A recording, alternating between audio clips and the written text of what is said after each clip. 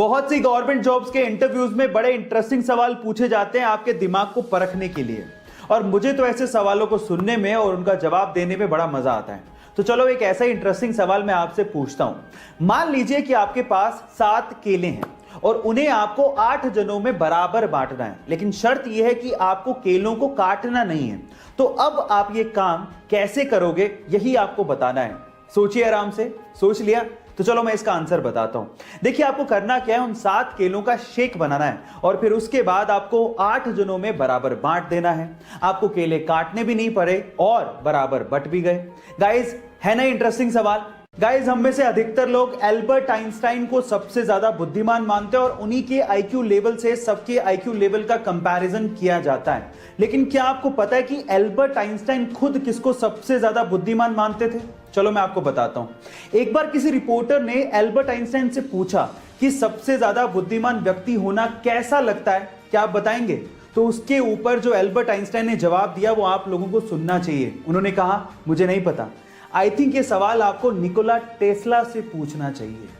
Guys, अगर Nikola Tesla नहीं होते तो ऐसे बहुत सारे इन्वेंशंस हैं जो कि कभी पॉसिबल ही नहीं हो पाते। इसीलिए साइंस कम्युनिटी उन्हें सबसे ज्यादा बुद्धिमान और जीनियस मानती है। गाइज, आपका इसके बारे में क्या ख्याल है? चैट सेक्शन में जरूर लिखेगा। भाई साहब, क्या फीयरलेस खिलाड़ी है ये। अपने पहले ही इंटरनेशनल मैच में 50 ठोक दी। नाम है ईशान किशन।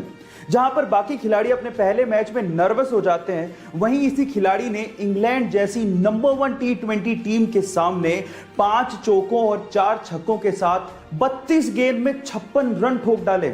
ऐसे फील्डलेस खेलते हुए मैंने आज से पहले कभी किसी को नहीं देखा। लगता है टीम इंडिया को विराट कोहली जैसा एटीट्यूड रखने वाला एक और बंदा मिल गया है। आपका ईशान किशन के खेल के बारे में क्या कहना है? चैट सेक्शन में जरूर लिखेगा।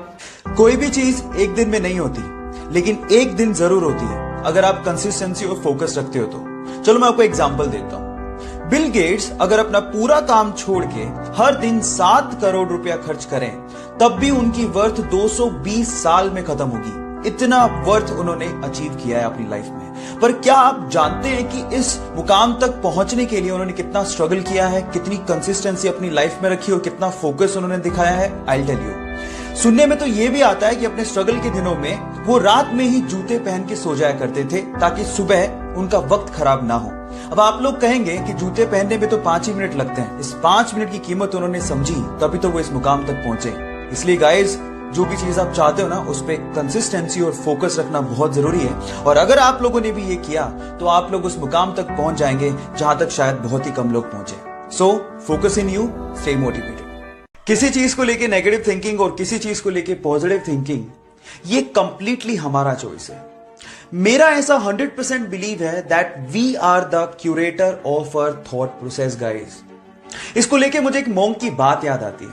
उसका कहना था कि कोई भी चीज अच्छी या बुरी नहीं होती, वो डिपेंड करता है कि हम उसे कैसे यूज करते हैं। जैसे कि ये बोतल, अब आप पे डिपेंड करता है कि आप इस बोतल में पानी भरते हैं या पॉइजन। गाइस, आपका माइंड भी ऐसे ही है, इस खाली बोतल के जैसे।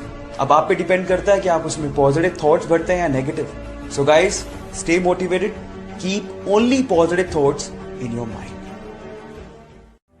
अपनी लाइफ की तीसरी ऐसी सबसे इंपॉर्टेंट चीज जिसके लिए आपको रेगुलेशन रखने की जरूरत नहीं है, वो है spending time on yourself. Guys, अपने लिए समय निकालना बुरी बात नहीं है। इनफैक्ट इससे आपके आसपास के लोगों का भी भला होता है। जरा आप सोचिए कि खाली कप से आप किसी को क्या दे पाओगे।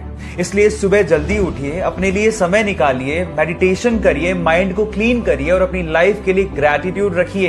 एक हैप्पी, वाइब्रेंट और गिविंग लाइफ के लिए अपने लिए समय निकालना बहुत ज्यादा जरूरी है। इससे आप दूसरे लोगों का ज्यादा भला कर पाओगे।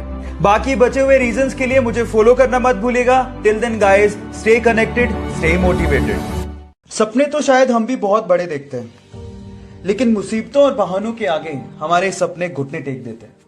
लेकिन एक वो लड़की थी जिसके सपनों के आगे मुसीबतों और बहानों ने घुटने टेक दिए। एक गरीब परिवार में पैदा हुई।